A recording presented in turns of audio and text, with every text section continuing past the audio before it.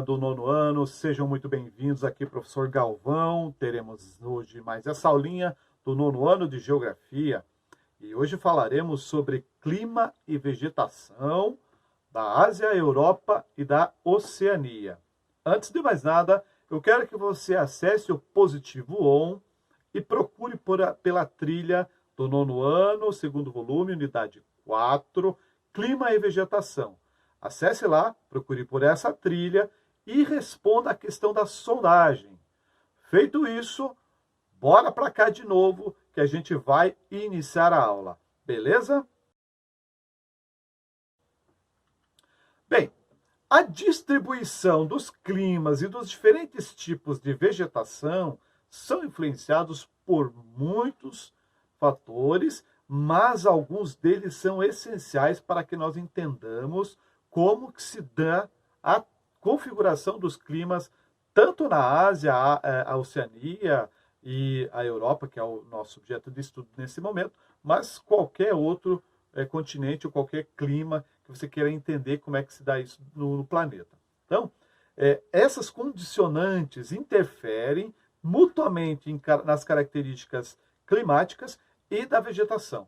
Você já estudou isso lá no seu sexto ano e também lá nos anos iniciais, mas a gente vai relembrar alguns desses fatores importantes para a gente avançar nos estudos das questões climáticas e a vegetação desses continentes que estamos abordando nesse momento. Bom, quando nos referimos na vastidão das áreas ocupadas por esses três continentes, Europa, Ásia e Oceania, né, são áreas enormes do planeta Terra, o primeiro fator determinante para a configuração de clima e vegetação é a latitude. E logo você vai entender por quê.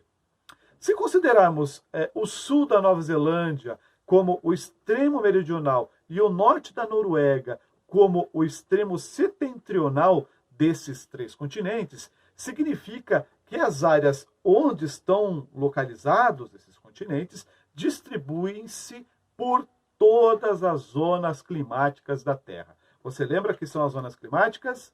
Bom, se você não se lembra, a gente vai trabalhar nisso agora. Bom, a distribuição da intensidade da radiação solar varia de acordo com a latitude. A latitude são aquelas linhas paralelas à latitude zero, que é a linha do Equador, tá lembrado? Bom, quanto maior a latitude, menor a intensidade da radiação solar. Por outro lado, quanto mais próximo a radiação, mais próximo da linha do Equador, menor a latitude e maior a intensidade da radiação que incide sobre esta área. Você também se recorda que a altitude do relevo também é um fator climático que influencia a configuração dos climas e da vegetação. Outro fator é a continentalidade e a maritimidade.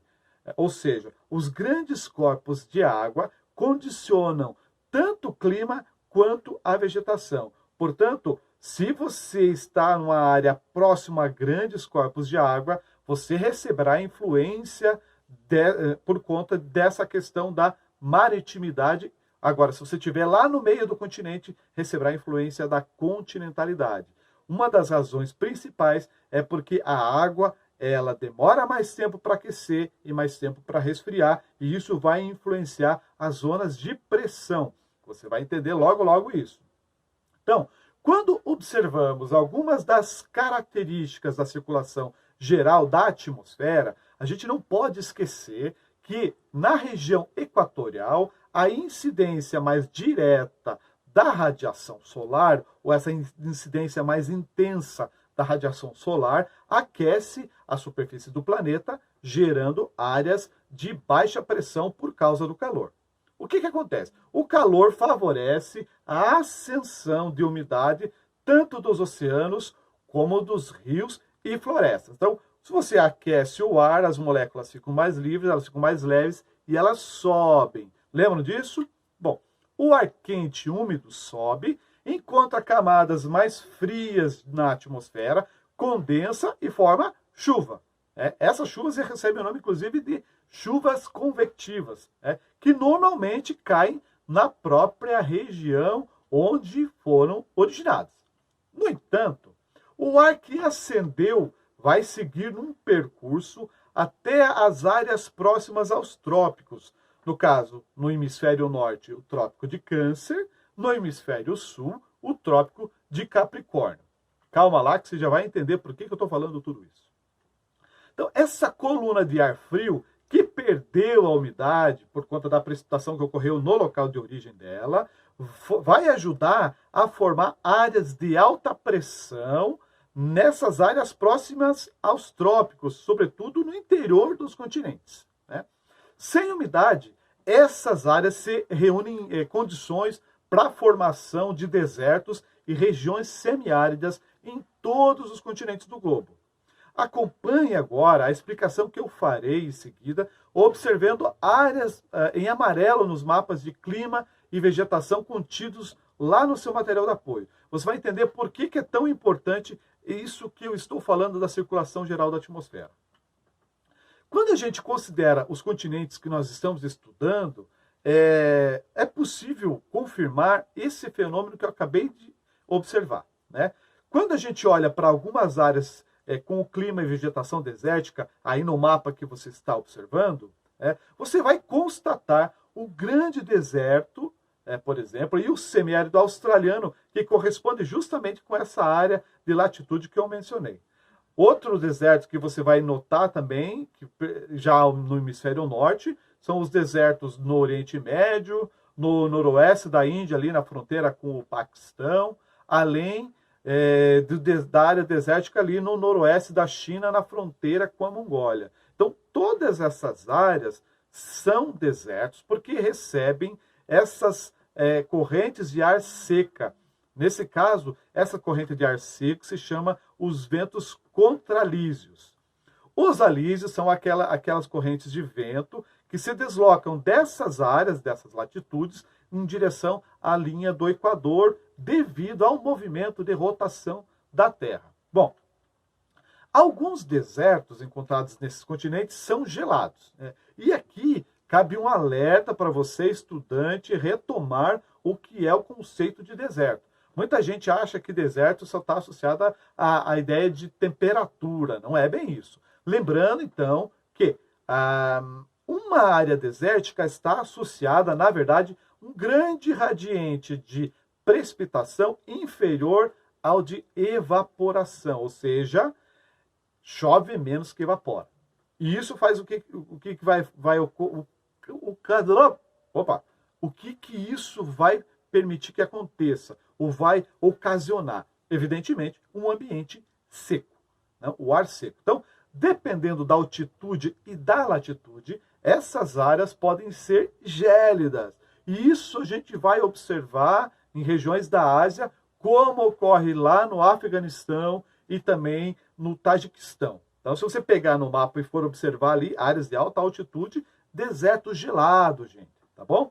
Bom, então, portanto, entender sobre a circulação geral da atmosfera e sobre a influência da pressão atmosférica na distribuição climática nos ajuda a entendermos outros fenômenos, como, por exemplo, as monções, um tipo de evento climático comum e muito relevante quando nos referimos ao continente asiático. Falou de clima asiático, monções é certamente uma das coisas que é mais lembrada e, por sinal, quando isso aparece em avaliações externas, é também um tipo de fenômeno muito cobrado em qualquer prova, em qualquer avaliação que você for fazer. Então, fica a dica aí, fique ligado. Na página 21 do seu livro didático, existem 2 mapas que mostram como ocorre essa dinâmica de circulação de massas de ar durante as monções de verão e de inverno. O mapa da esquerda, com setas azuis, perceba aí, indica as monções de inverno. Já o da direita, com setas vermelhas, sinalizam as monções de verão. Note que há uma inversão no sentido dos deslocamentos do ar em cada um desses momentos, verão e inverno. Então, vamos entender o que acontece e quais as consequências. Nas monções de inverno, a atuação de áreas de alta pressão próximas à área do Trópico de Câncer, observe ali, origina deslocamentos de ar seco partindo do interior do continente, e isso ocasiona o quê? Seca, inverno, seca e longos períodos de estiagem, tanto na Índia como em outros países ali do Sudeste Asiático, por exemplo. Por outro lado, no verão, as massas continentais se aquecem mais, ou mais rapidamente, o aquecimento das massas continentais é mais rápido que ocorre com a água do oceano. Isso cria zonas de baixa pressão no continente. O que isso vai fazer? Essas áreas vão atrair ventos originados do oceano, carregados de quê? Umidade, evidentemente. Esse fenômeno vai ocasionar chuvas torrenciais, alagamentos e inundações em muitos países dessa região. É um fenômeno muito, muito importante para eles. Apesar de todos os problemas gerados, as monções de verão também ajudam a alagar áreas utilizadas para o cultivo de arroz, uma das culturas da base alimentar para muitos países asiáticos. Então, essas características até agora que você escutou, elas trazem informações importantes relacionadas aos domínios equatoriais, tropicais e desérticos do continente, desses continentes que nós estamos estudando. Só para lembrar mais um aspecto, veja, quando você está falando de zonas da influência da maritimidade, da continentalidade, é só entender como é que funciona quando você está na praia, por exemplo. Tá? Você está indo para a praia de manhã, você já notou que de manhã a circulação atmosférica, durante o dia, no geral, a circulação atmosférica, a brisa parte do mar em direção ao continente? Por que isso acontece? Porque o continente foi aquecido pelo sol, então você cria áreas de baixa pressão no continente. No mar, a água está mais fria porque passou a noite inteira, tem áreas de alta pressão, a alta pressão vai empurrar o ar na direção do continente, e isso gera as brisas que a gente está acostumado a curtir na praia, lá numa boa. À noite acontece o contrário. Os continentes se resfriam mais rapidamente, o mar absorveu o calor do sol durante o dia inteiro, a água está mais quentinha, a direção, portanto, se inverte. Você tem áreas de alta pressão no continente e de baixa pressão no oceano. Então, a direção das massas de ar, do ar, se desloca do continente para o oceano. Então, se você observar lá, até as folhas do coqueiro vão estar balançando em sentido contrário do que estava acontecendo durante o dia. Isso é para você entender essa dinâmica, que vale para entender, evidentemente, isso que nós acabamos de explicar a respeito das monções. Claro, proporções diferentes e consequências também diferentes, muito diferentes, diga-se de passagem. Fechou esse assunto? Ok. Bom, os domínios temperados que a gente se encontra nessa gigante área do planeta, então, domínios temperados, mediterrâneo, frios, são encontrados nas áreas de latitudes médias, onde predominam climas temperados e subtropicais em ambos os hemisférios, tanto o norte quanto o sul. Nessas áreas, a gente pode esperar grandes amplitudes térmicas em relação ao inverno e verão. Amplitude térmica, você sabe, é a diferença entre a média máxima e a média mínima. Ou seja, se eu tenho no inverno lá temperaturas muito frias, no verão temperaturas muito quentes. Essa diferença se chama amplitude térmica. Tá lembrado disso? Bom, você pode constatar no mapa aqui, a floresta subtropical e temperada pode ser encontrada na maior parte da Europa, no leste da China, na Península Coreana, no Japão, mas também no Sudeste Australiano e na Nova Zelândia. Muitas espécies presentes nessas áreas são de caducifólias, ou seja, aquelas espécies cujas folhas ficam amareladas ou avermelhadas ali no outono e caem. Depois elas voltam a nascer na primavera. Uma espécie de árvore originária da floresta temperada na Austrália é conhecida por nós por ser cultivada em algumas regiões brasileiras. Sabe qual é?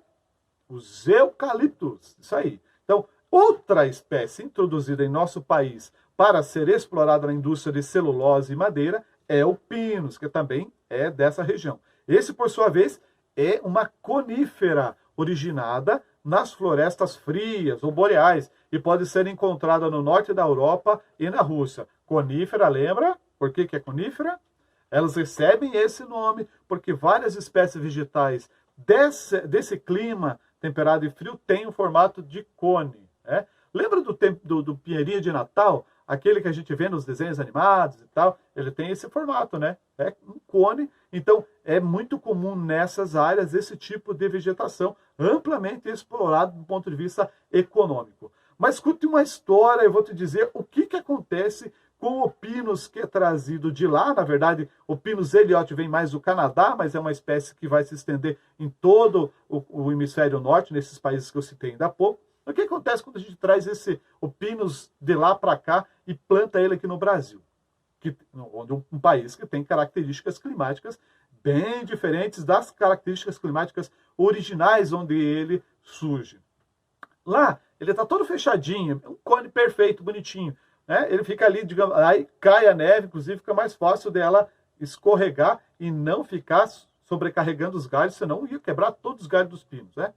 Aqui no Brasil, clima tropical, subtropical, verão, o nosso amigo Pinus elliot fica mais à vontade, sabe?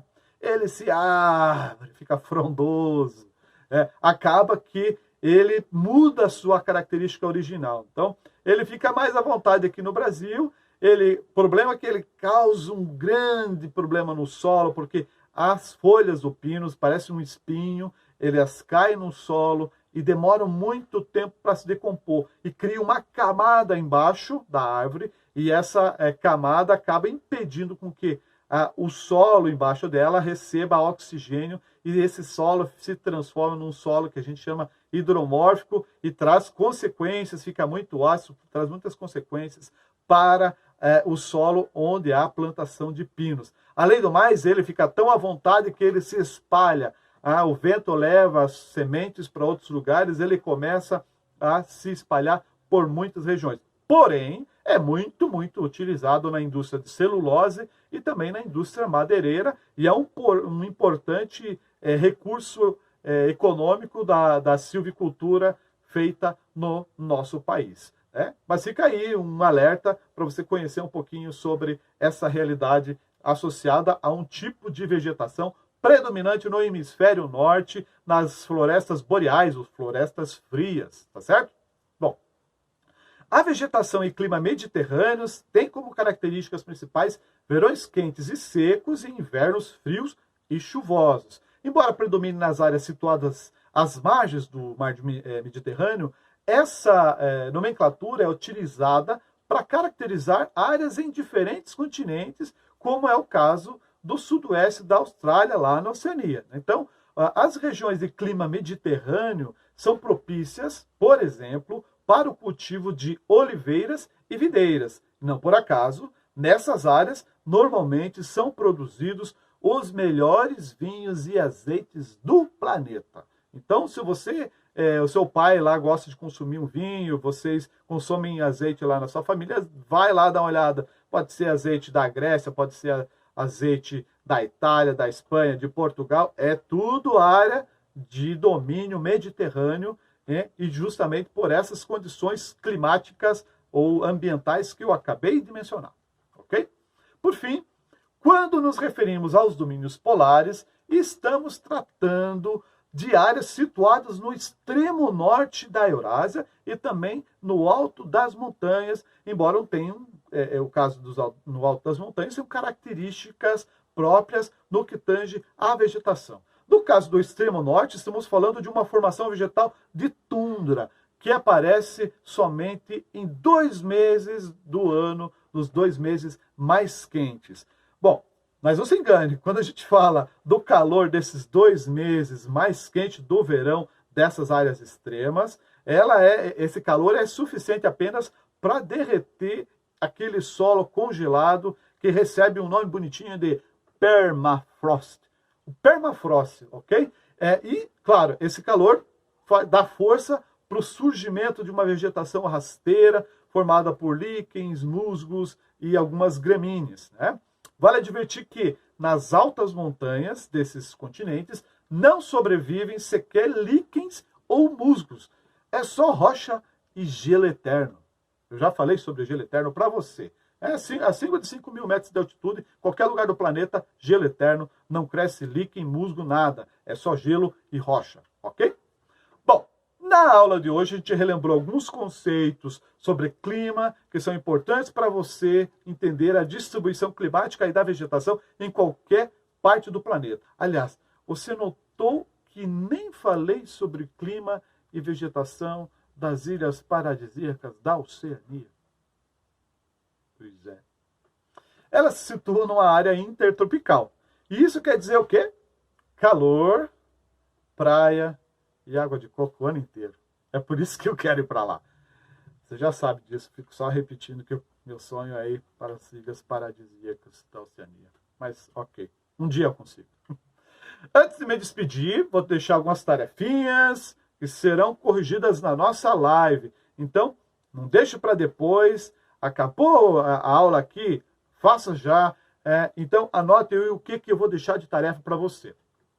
As sessões Cartografar, da página 20, a sessão Organize as Ideias, da página 24, e a sessão Hora de Estudos, da página 25. Além das atividades dessas sessões do teu material, eu quero que você também responda as questões 11, 12 e 13 do seu livro de atividades, certo? Me despeço informando que na próxima aula a gente vai iniciar os estudos do capítulo 5. Então, até lá. Fui!